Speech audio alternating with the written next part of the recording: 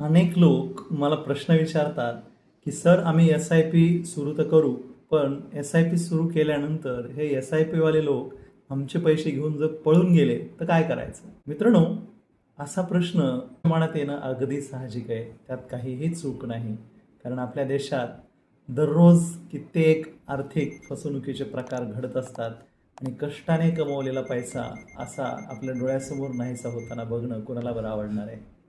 पैशाची सुरक्षितता ही खूपच महत्त्वाची आहे आणि म्हणून आपल्याला या प्रश्नाचं उत्तर शोधण्यासाठी सगळ्यात पहिलं लक्षात घ्यायला लागेल की SIP म्हणजे काय आहे आणि SIPत टाकलेले पैसे नेमके जातात कुठे? तर मित्रांनो, SIP ही कुठली व्यक्ती नाही किंवा कुठली संस्था नाही.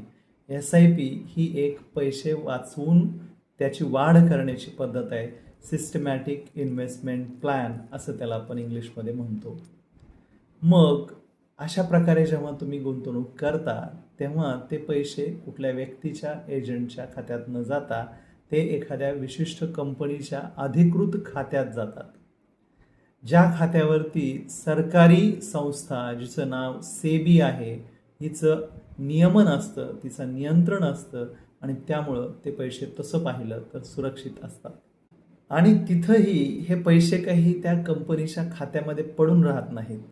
तर त्या कंपनीचा जो फंड मॅनेजर असतो, तो फंड मॅनेजर हे तुमचे पैसे वेगवेगळ्या सरकारी कर्जरोख्यांमध्ये, बॉन्ड्समध्ये, शेअर्समध्ये तो गुंतवतो आणि अशा प्रकारे ते पैसे रिअल असेट्समध्ये गुंतवले जातात. रिअल संपत्ती जिथं निर्माण होते अशा कंपन्यांमध्ये गुंतवले जातात आणि त्यामुळं ते पैसे तशा अर्थाने कुठंही कोणी गायब होण्याचा प्रश्न नाही.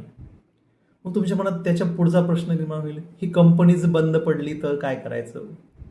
तर जर असं फारसं होत नाही आणि इन केस झालंच तर या कंपनीवरती आणखी काम करणारं जे मंडळ असतं, ट्रस्टी असतात, कस्टोडियन्स असतात, हे काय करतात तर हे जे तुमचे पैसे त्या कंपनीमध्ये असतात ते पैसे त्या गुंतवणूकदाराला परत दिले जातात किंवा एखाद्या दुसऱ्या स्कीम्समध्ये, दुसऱ्या कंपनीमध्ये ट्रान्सफर केले जातात. SIP वाले पळून जातील याची भीती बाळगण्यापेक्षा तुम्ही तुमची गुंतवणूक डोळे उघडे ठेवून करा.